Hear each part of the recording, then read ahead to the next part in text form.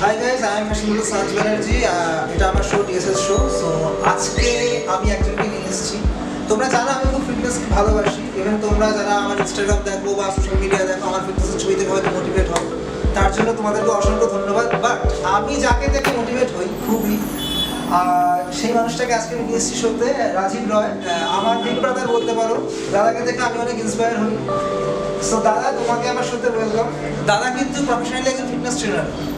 So তোমার কেমন লাগছে আমার সাথে এসে এক্সপিরিয়েন্স শেয়ার করো? খুব ভালো লাগছে, নতুন এক্সপিরিয়েন্স এটা।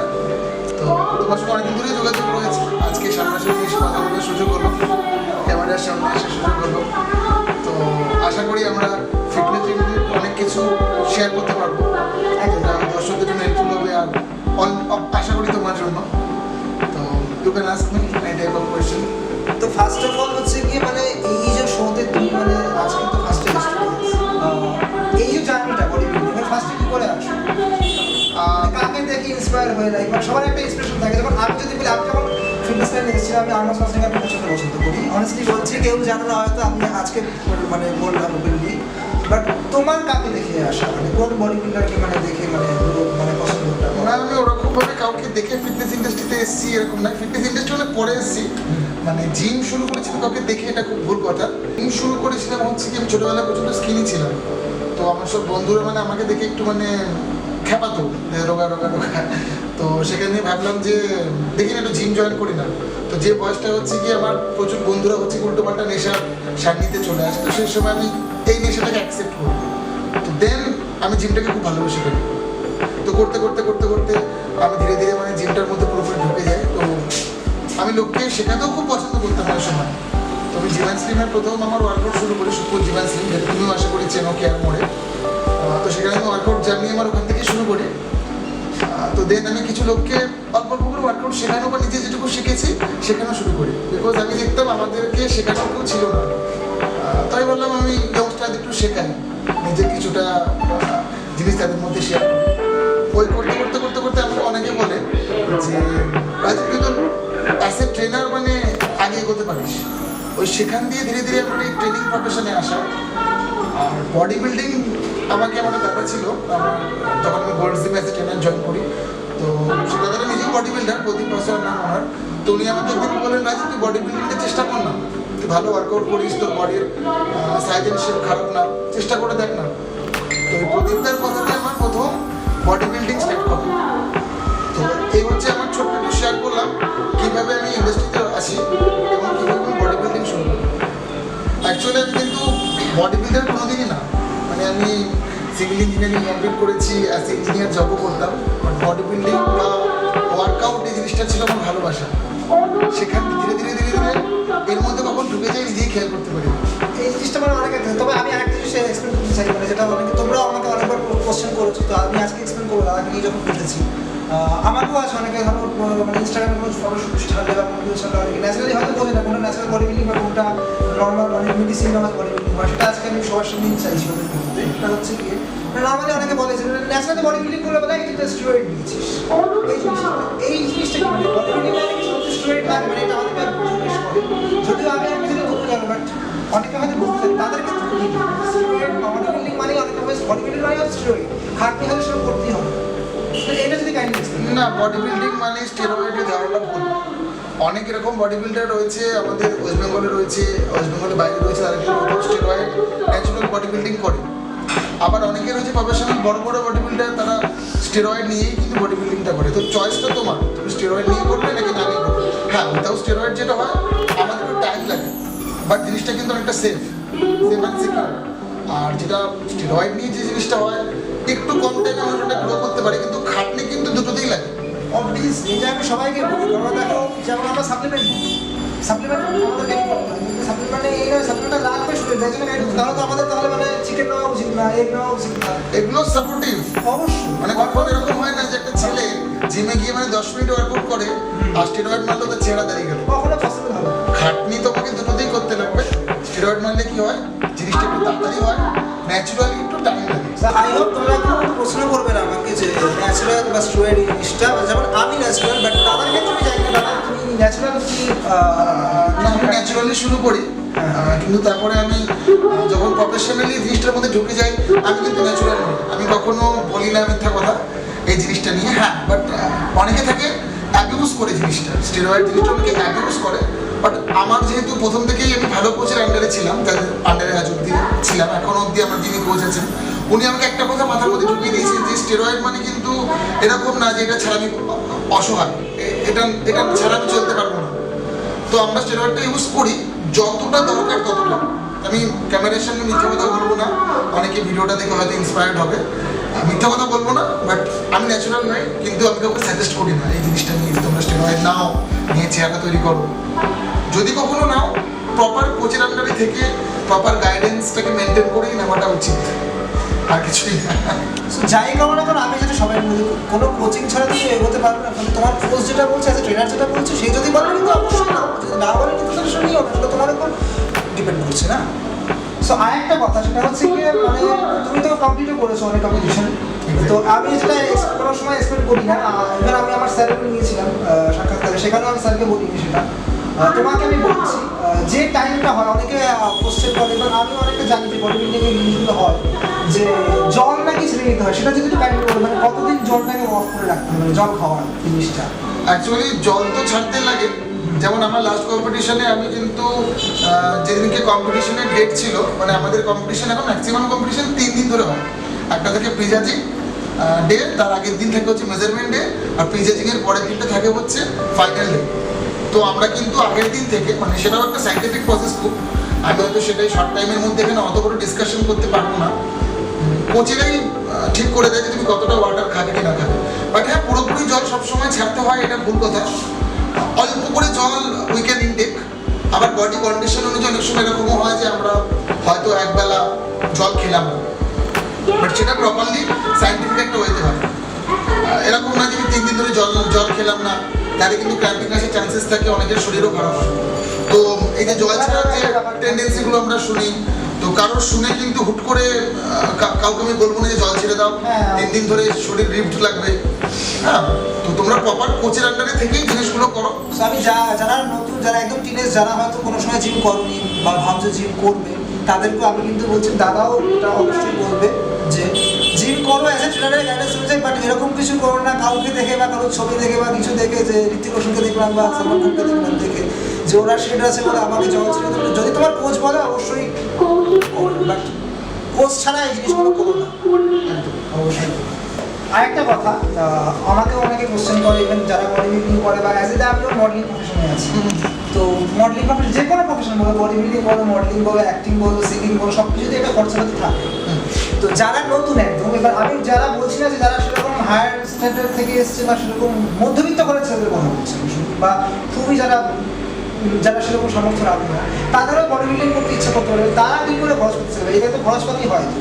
কীরকম হয় যদি তুমি একটু কাইন্ডলি শেয়ার করো, কারণ বডি বিল্ডিং একটা খরচপাতি হবে, সেটা আমিও চাইলে তুমিও চাইলে, কিন্তু যারা নতুন আসতে চাইছে তাদেরকে যদি একটু কাইন্ডলি শেয়ার করো যে তারা এই যে লাইনটায় পদক্ষেপ নিতে তারা কিন্তু খরচপাতি হতে পারে, সেটা যদি একটু কাইন্ডলি শেয়ার করো।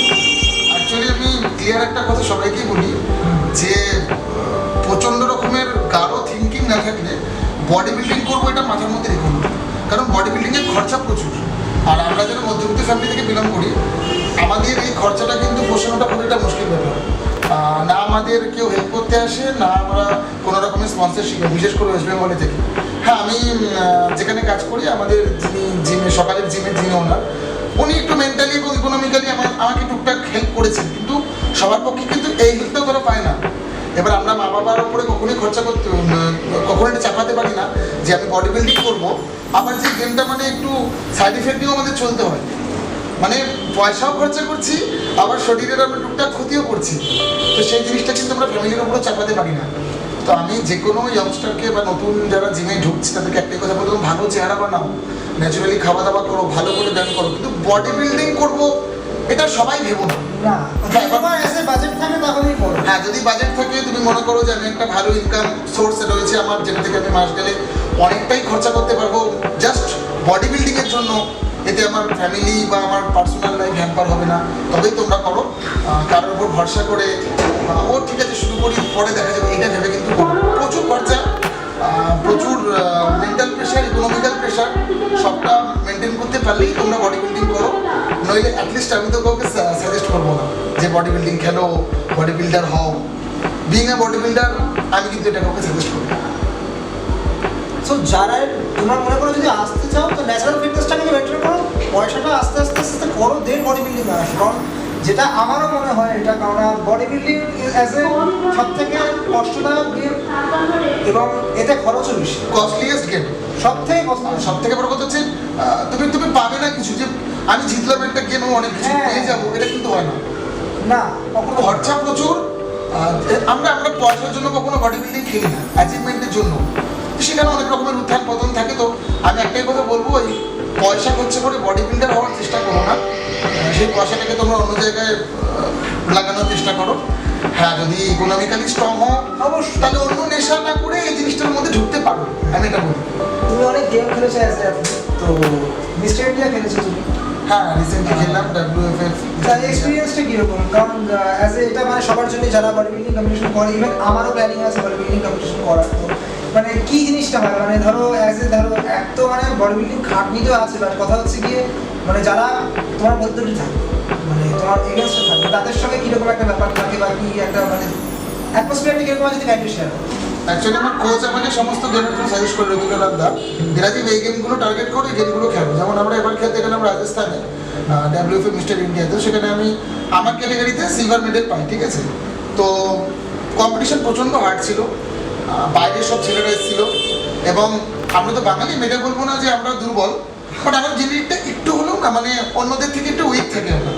তো যখন আমার পাশে আমি অন্ধ্রপ্রদেশ, হরিয়ানা, পাঞ্জাব, হ্যাঁ, কর্ণাটকা, রাজস্থানের মানে হিউজ হিউজ বডি বিল্ডারদেরকে দেখছি, it was great experience for me, যে বাপরে কোথায় এসে দাঁড়ালাম।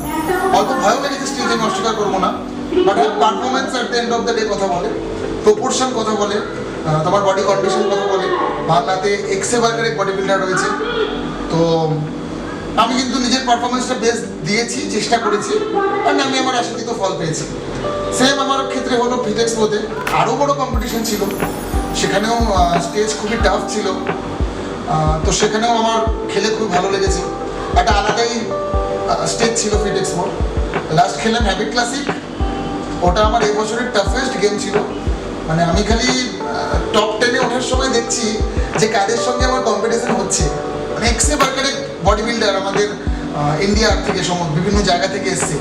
যখন টপ 5-এ উঠলাম, মানে ইট ওয়াজ দ্য হার্ডেস্ট। আমি ভাবছিলাম যে আমি এদের মধ্যে কী, আমার নিজেকে নগণ্য মনে হচ্ছিল। বাট ওই যে বললাম, at the end of the day performance কথা বলে, প্রপোর্শন কথা বলে, আর খাটলে তুমি ফল পাবে।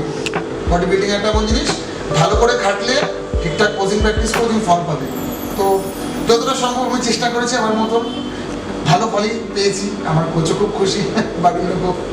সো আমিও প্রিপেয়ারিং করছি কম্পিটিশনের জন্য। আমি নর্মালি যেগুলো হয় মানে আমার ক্যাটাগরি অনুযায়ী সেগুলো আমি প্রিপেয়ারিং করছি। তো অবশ্যই তার আগে তোমার ফোন করবো একদম যে কোনো তো তোমরা দেখতে পারো, আমি একটা নতুন আমি যখন কম্পিটিশন খেলবো তোমরা দেখতে পারবো, সেই ভিডিও আমি এই চ্যানেলেই ছাড়বো, অবশ্যই দেখবো তোমরা। আগের থেকে আমি বলে রাখলাম তোমাদেরকে, কিন্তু তারপরে আমাকে ইনবক্স করে জানিও না। সবারই ফ্যামিলি থেকে অনেক সাপোর্ট থাকে। আমি যেমন আমার অনেক ক্ষেত্রে বলি যে আমার লাইফে মডেলিংয়ে আসা বলো বা জিম করা বা সব কিছুতে আমার মা খুব সাপোর্ট করে। তোমার লাইফে কি করছে সাপোর্ট? অ্যাকচুয়ালি বডি বিল্ডিং একটা এমন গেম না, তুমি স্টার্টিংয়ে কারোর থেকে সাপোর্ট পাবে না। বললাম না, আনহেলদি প্রসেস, ডায়েট ফায়েট মেডিসিনস। তো স্টার্টিংয়ে কিন্তু আমার মা বাবা আমাকে একটু কমই সাপোর্ট করেছিল, বাট যখন তারা দেখলো না ছেলে প্রচুর খাটছে, ছেলে মোটিভেশন খুব হাই, ডিটারমিনেশন খুব একদম কম্প্যাক্ট, তখন আমার মা বাবা কিন্তু আমাকে যথেষ্ট সাপোর্ট করেছে। আমার থ্রু আউট কম্পিটিশন আমার মা মানে প্রচণ্ড অনেক কিছু সহ্য করেছে, রান্না করে দেওয়া ডে বাই ডে। যখন সল্ট চেক হচ্ছে, মা এই রান্নায় সল্ট দেবে না, বা অমুক খাবারের মধ্যে কিন্তু সল্ট আমার অফ দিতে হবে, মানে মায়েরা বোঝেও না, বাট মা মানে চুপচাপ হাসি মুখে আছে, ঠিক আছে আমি দেখে নিচ্ছি। কখনো কখনো যখন সল্ট চেক দিয়েছি বা জল ছেড়েছি, আমার মুড খুব খারাপ, মাকে হয়তো রাগের চোটে বলেছি, এখন কথা বলো না আমার সাথে, যাও তুমি এখান দিয়ে চলে যাও, মা সেগুলো সহ্য করেছে। হ্যাঁ, রাত্রিবেলা মাঝে মধ্যে এরকম হতো, মানে মাথা কাজ করছে না, হাঁটতে বেরিয়ে গেল রাস্তার মধ্যে, বাবা সেগুলো সহ্য করেছে। মানে মা বাবার থেকে যথেষ্ট রকম মেন্টাল সাপোর্ট পেয়েছি, বিশেষ করে মায়ের থেকে, যেটা ভোলা যাবে না। মানে যারা হেলথ কনসিয়াস থাকে, ইভেন আমার কথা আমি আজকে ওপেনলি বলছি, কারণ দাদার সঙ্গে যখন কথা বলছি অ্যাজ এ বিগ ব্রাদার হিসেবে আমরা, তো বড় দাদার মতো না। তো সে সূত্রে আমার ক্ষেত্রে অনেক সময় হয় মানে অনেক কিছু আছে, আমি অনেক কিছু অ্যাজ এ মডেলিংয়ের জন্য যদি ফিজিক্স মেনটেন করতে হবে, আমি অনেক কিছু খাই না, বাট মা যখন দেখে যে তুই এটা খাচ্ছিস না, আমার খারাপ লাগছে, কেন খাচ্ছিস না, একটা আইসক্রিম দিলে হয়তো তুই খাচ্ছিস না, আমি বলি না আমি খাবো না, বিকজ আমি ওটা খেতে পারবো না। এই জিনিসটা হয় বর্তমানে অবভিয়াসলি সাপোর্ট করবে, ফ্যামিলিকে সাপোর্ট করবে। অ্যাকচুয়ালি ব্যাপারটা কি না, মানে আমাদের মা বাবারও একটা নর্মাল লাইফ লিড করে এসেছে। হ্যাঁ, তারা তো মানে জানে আমরা সত্যি কথা বলতে এখান থেকে একটু সরে, ওনাদের কাছে ওটা মানে অপ্রাসঙ্গিক অনেকটা। হ্যাঁ, মানে কি করছে, মিষ্টি খাচ্ছে না, চিনি খাচ্ছে না, হ্যাঁ। সবুজ খাচ্ছে না, এটা হতে পারে। আসলে কম্পিটিশন টাইমে আমরা যেগুলো করি, সল্ট চেক দেওয়া, food to food salt check দেওয়া, ওয়াটার চেক দেওয়া, ঠিক আছে, তারপরে হচ্ছে গিয়ে বিভিন্ন রকমের খাবার, হুট করে কার্বোহাইড্রেট বন্ধ, মানে মানে এরকম হয়েছে মা রান্না বান্না সব শেষ, মাকে বলছি মা রান্না বান্না সব ক্যান্সেল, কালকে তুমি এই জিনিসটাকে ফেলে দাও বা সাইড করে রাখো। মানে মা অবাক হয়েছে যে কি করছিস, তোমাকে আগে থেকে বলবি তো, আর না না না না মা এটা করতে হবে, একটু বোঝো। তাদের কাছেও জিনিসটা একটা হেক্টিক, বাট আমার মা কিন্তু আমাকে প্রচন্ড রকম সাপোর্ট করেছে। আচ্ছা, আচ্ছা, অ্যাথলিট হিসেবে এই মুহূর্তে মানে ফেভারিট বডি বিল্ডার কি তোমার? ফেভারিট বডি বিল্ডার অ্যাকচুয়ালি আমি ক্লাসিক ফিজিক, ম্যান ফিজিক দুটোই খেলি, আমার দুটোই খুব ফেভারিট। তো ক্লাসিক ফিজিকে আমার ফেভারিট হচ্ছে ক্রিস বামস্টেড, আমার খুব পছন্দের একজন বডি বিল্ডার। আর ম্যানস ফিজিকে আমার রায়ান টেরিকে খুব ভালো লাগে, এবার যে চ্যাম্পিয়ন হলো, তো প্রথম থেকে আমার খুব পছন্দ, according to looks, body structure, anatomy. আর ক্রিস বামস্টেড ক্লাসিক ফিজিকে। ইন্ডিয়ার মধ্যে কাকে ভালো লাগে? ইন্ডিয়ার মধ্যে আমার সুনীল যাদবকে খুব ভালো লাগে। সুনীল যাদবের সঙ্গে তাদের একটা অনেক পিকচারও আছে, এখানে শেয়ার করে দেবো, তোমরা দেখতে। হ্যাঁ, সুনীল যাদবের সঙ্গে আসলে আমার মিট হয় ফেডেক্স মোডে, প্রচন্ড হাম্বল পারসন। শেয়ার করো, কিরকম ছিল এক্সপিরিয়েন্স? ওরকম একজন বড় একটা মানুষকে সামনাসামনি দেখা। অ্যাকচুয়ালি আমি গেম খেলে বেরোচ্ছিলাম, তো আমি সুনীল যাদবের সঙ্গে গিয়ে হ্যান্ডশেক করি, তো উনি আমাকে তখন বললো যে আমি কি তোমার গেম এতক্ষণ ধরে দেখছিলাম, you have got an awesome symmetry, তো তুমি কিন্তু ভালো করে চেষ্টা করো, তোমার কিন্তু ক্লাসিক ফিজিকে গুড ফিউচার রয়েছে। তো উনি আমাকে কাঁধে হাত রেখে কথাটা বললেন, অত বড় বডি বিল্ডার, প্রচণ্ড হাম্বেল, প্রচণ্ড ডাউন টু আর্থ, কোনো অহংকার নেই। আর আমি ইভেন কিছু নর্মাল বডি বিল্ডারকে দেখেছি দু একটা গেম জিতে মানে নিজেকে অনেক কিছু মনে করে, তো ওনার মধ্যে আমি কোনো কিছু দেখলাম না, এত ভালো একজন ব্যক্তি উনি। তারপরে আমার কোচও ওনার সঙ্গে কথা বললেন, মানে আমার কোচের সঙ্গে বন্ধুর মতো উনি বিহেভিয়ার করলেন। শুধু তাই না, কিছু কিছু কোচের তো উনি মানে পায়ে হাতে নমস্কারও করেছেন, এত হাম্বেল পার্সন উনি। আফরোজ খান আমার ম্যান ফিজিকের ইন্ডিয়ার মধ্যে ওয়ান অফ দ্য খুব আমার ফেভারিট, প্রচন্ড down to earth person. Sunny Roy, উনিও ম্যান ফিজিক খেলে, মিস্টার এশিয়া, এত সুন্দর বিহেভিয়ার। আর সঙ্গীত নাথ আমাদের যে ওয়েস্ট বেঙ্গল থেকে, মানে সাচ এ নাইস পার্সন, কথাবার্তা, বডি লেভেল, কোনো অহংকার নেই। এটাই হচ্ছে কথা, বড় যারা সত্যিকারের হয় না, বা যাদের একটা মানে লেভেল থাকে, তারা কখনো অহংকার দেখায় না। যারা হুট করে একটা বড় কিছু মানে না পাওয়ার কথা ছিল না কিন্তু পেয়ে গেছে, তারা অহংকার দেখায়, আমি এটা দেখেছি। মানে যে ব্যক্তিত্বগুলো নাম আমি তোমার সামনে বললাম, বড় বড় কিন্তু লেভেলের লোকেরা, কোনো অহংকার নেই, ডাউন টু আমি হেল্পফুল। সিরিয়াসলি কথা একদম, মানে যারা সেরকম লেভেলে রয়েছে তারা কিন্তু অহংকার করে না, কিন্তু আমি দেখেছি মানে যাদের সেরকম কিছু নেই, কিছু করতে পারবো না, তারা শুধু একটা জিনিসই করবে, মানে কি বলবো, মানে লোককে তো সরব করবে যে আমি করতে পারিনি, তোমার জন্য তারা বেশি দিন মার্কেটে স্টে করে না। হ্যাঁ, তোমার অ্যাথলিট লাইফ নিয়ে তো আমি কোশ্চেন করি না, তো পার্সোনাল লাইফ নিয়ে এবার কিছু কোশ্চেন করবো, মানে বেশি পার্সোনাল না, পার্সোনাল লাইফে। ঠিক আছে, ঠিক আছে। তুমি ম্যারিড না সিঙ্গেল?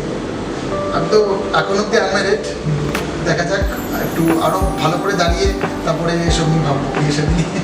একদম, মানে এই কোশ্চেনটা ম্যাক্সিমাম সবাই করে, মানে কি বলবো, আমার এখনো বয়স হয়নি, আমার যারা বলো তাদেরকে বলছি, দাদা আমার থেকে অনেক বড়, দাদা এখনো পর্যন্ত বিয়ে করবে, আমাকে কেন বলো? যাই হোক, আচ্ছা আরেকটা কথা, মানে হবিস কি আছে? বডি বিল্ডিংটা তো তোমার অ্যাজ এ ক্যারিয়ার, যেহেতু তুমি তো এমনি হবিস কি আছে, মানে ভালোবাসা কি করতে সবথেকে বেশি? আমি গল্প পড়তে আর শুনতে খুব ভালোবাসি। আচ্ছা আচ্ছা, সানডে সাসপেন্স আমি যখনই ফাঁকা টাইম পাই সানডে সাসপেন্স শুনি। এছাড়া আমার বাইকে রাইডিং করতে খুব ভালোবাসি। আরটা আমার হবি, যেটা আমি খেতে খুব ভালোবাসি, বিভিন্ন রকমের ফুড আমি খেতে। কি কি ফুড একটু বলো, কাইন্ডলি শেয়ার করো। সব থেকে ভালোবাসি খেতে হচ্ছে বিভিন্ন রকমের মাংস। আচ্ছা আচ্ছা, হ্যাঁ, সেটা আমি আর এক্সপ্লেন করছি না, আচ্ছা, আচ্ছা। বাট মিট এই জিনিসটা আমার খুব ফেভারিট। নাম্বার 2 এ আসে মিট, সুইটস, মিষ্টি। আচ্ছা আচ্ছা, মিষ্টি আমার খুব ফেভারিট, যে কোনো রকমের মিষ্টি। হ্যাঁ। এই দুটো জিনিস আমার একবারে প্রথম। যারা কমেন্ট করে বডি বিল্ডার হয়ে মিষ্টি কথা বলছে তাদেরকে আমি বলবো যে না, আমি অ্যাজ এ মডেল, আমি ফিটনেস মেনটেন করি, আমি কিন্তু ক্রিসপি চিকেন দেখলে ঝাঁপিয়ে পড়ি।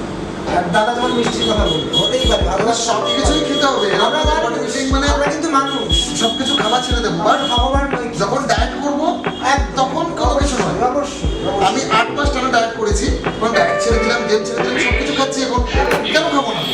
সবকিছু খাবার দরকার শরীরে, তেল মশলা নুন মিষ্টি সব, কোনো কিছু ছাড়া উচিত না। সব থেকে জীবনে অপছন্দের জিনিস কি? সব এটা আমি সবাইকে করে থাকি, যাদের পডকাস্টিং করছি সবাইকে বলেছি, এখন তোমার কোনো সাধারণত তোমার কোনো সত্যি অপছন্দের জিনিস যেমন সবারই থাকে। আমার যেমন অপছন্দের জিনিস ধরো মিথ্যে কথা বলা, যারা মিথ্যে কথা বলে তাদেরকে অপছন্দ করি। আমি ফেক লোক খুব অপছন্দ করি, মানে okay, যারা মানে চোখে এক কথা মুখে এক কথা সেরকম লোক আমি খুব পছন্দ করি। এটাকে অপছন্দ করাই উচিত, একদম অপছন্দ করা উচিত। আমি এর থেকে সেই লোকগুলোকে পছন্দ করি যারা ডাইরেক্ট এসে আমাকে বলবে তোর চেহারা কিন্তু ভালো লাগছে না। আমি সেই লোকগুলোকে পছন্দ করি যারা আমাকে বলে ভাই তোর চেহারা হেভি লাগছে, পেছনে বলছে দেখ বাজে চেহারা। বা পার্সোনাল লাইফ আমি সেটা করি, বন্ধু বান্ধব যারা আমাকে বলছে ভাই আমি তোর পাশে আছি, পেছনে বলছে ও শয়তান, আমি সেই লোকগুলোকে অ্যাভয়েড করি। আমি এটাকে পছন্দ করি না। একদম ঠিকঠাক। কারণ তোমার যদি আমার অপছন্দ হয় মুখে বলে দাও, আমার পছন্দ ছেলে মেয়ে সব মুখে প্রতি ক্ষেত্রেই বলছি বললে যে এই জিনিসটা যে আমি তোমার পছন্দ না, তোমার কি পছন্দ করে আছো, আলাদাকে তুমি ইন্টার করছো, তাদেরকে ভাই সাইড করে দাও। একদম একদম। আচ্ছা, ফেভারিট অ্যাক্টর আমার ফেভারিট একটা শাহরুখ খান, ছোটবেলা থেকে শাহরুখ খানের আমি খুব বড় ফ্যান। আর শাহরুখের যে লাইফ জার্নিটা আমাকে খুব ইন্সপায়ার করেছে। তো শাহরুখের আমি বিভৎস বড় ফ্যান, ডায়ার ফ্যান বলতে পারি। মানে তুমি পাঠানোর ফ্যান এক কথা। হ্যাঁ, আমি যে চুল বড় রেখেছি শাহরুখ খানকে দেখে।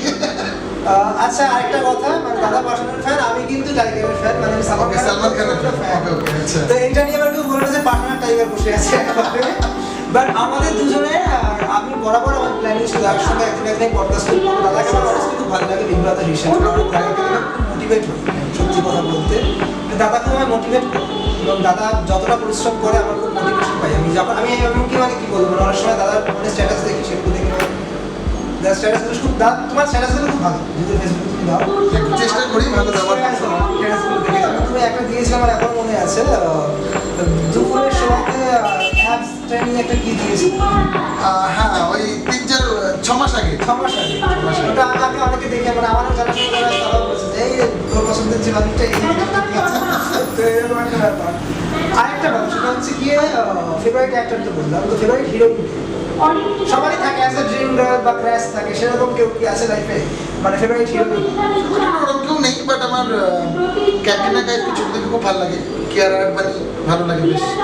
ওরকম প্রচন্ড পছন্দের নায়িকা আমার কেউ নেই, সত্যি বলছি। কলকাতার মধ্যে ফেভারিট অ্যাক্টর? কলকাতার মধ্যে মানে টলিউড ফিল্ম ইন্ডাস্ট্রি, টলিউডে আমার সেরকম কাউকে ভালো লাগে না, কিন্তু প্রসেনজিৎকে আমার খুব অবশ্যই বেস্ট অ্যাক্টর। বেস্ট অ্যাক্টর আমার। এছাড়া আমার বেঙ্গলি ফিল্ম ইন্ডাস্ট্রিতে কাউকে অতটা ভালো লাগে না। সিঙ্গার বাংলা গান যদি শুনতে হয়, আমার অনেক সিঙ্গার, আমি গান শুনতে খুব ভালোবাসি। কুমার শানুর আমি বিভৎস বড় ফ্যান। এছাড়া রূপম ইসলাম, অরিজিৎ সিং। আরেকটা কথা, সবার একটা আইকন থাকে মানে যাকে মোটিভেট করছে মানুষ, তোমার লাইফ আইকন? আইকন বলতে আমার লাইফে একটু শাহরুখ খান। আমি একটু আগে শেয়ার করলাম যে ওনার লাইফ জার্নিটা আমাকে খুব ইন্সপায়ার করেছে। কেমন করে একটা মানুষ জিরো থেকে আজকে ওয়ার্ল্ডস সেকেন্ড রিচেস্ট অ্যাক্টর হয়ে ওঠে। তো আমি সবসময় জিরো থেকে অনেকবার শুরু করেছি, হেরে গেছি, জিরো থেকে আবার শুরু করেছি। তো শাহরুখের লাইফস্টাইল, লাইফ জার্নি, বিভিন্ন রকম ফিল্মের ডায়লগস আমাকে খুব মোটিভেট করে। তো আমার কাছে আইকন বলতে সবথেকে ফেভারিট ডায়লগ যদি একটু কাইন্ডলি বলো এবং শেয়ার করো সবার সাথে। हल्का जीतने वाले को बाजी करके, कभी कभी जिंदगी में कुछ जीतने के लिए कुछ हारना पड़ता है, और हल्का जीतने वाले को बाजी करके। যারা শাহরুখ খানের ড্রাইভার ফ্রেন্ড তারা অবশ্যই লাইক করো, শেয়ার করো, সাবস্ক্রাইব করো। হ্যাঁ, ওর খুব ছেলেটা খুব খাটে, ওর চ্যানেলটা সবাই যদি তোমরা পছন্দ হয় লাইক কমেন্ট করো, শেয়ার করো, সাবস্ক্রাইব করো। আর ওর একটা খুব সুন্দর মডেলিং এজেন্সি আছে, নামটা হচ্ছে SBMI মডেলিং এজেন্সি। তো যারা যারা জয়েন করতে চাও আজ তোমরা জয়েন করো। আমিও কিছুদিন পরে জয়েন করবো, ওর সাথে কাজ করবো, দুজনে মিলে ভালো ভালো কাজ হবে একসাথে, হাত মিলিয়ে নিলাম আজকে।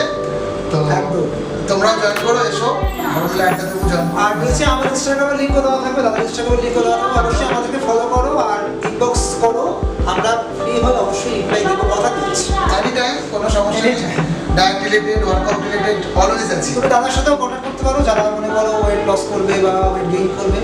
আমিও অনলাইন ফিটনেসের কাজ করাই, আমার সাথেও কন্ট্যাক্ট করতে পারো, তোমাদের চয়েস। তোমরা আমরা আছি তোমাদের হেল্প করার জন্য, অলওয়েজ, কোনো সমস্যা নেই।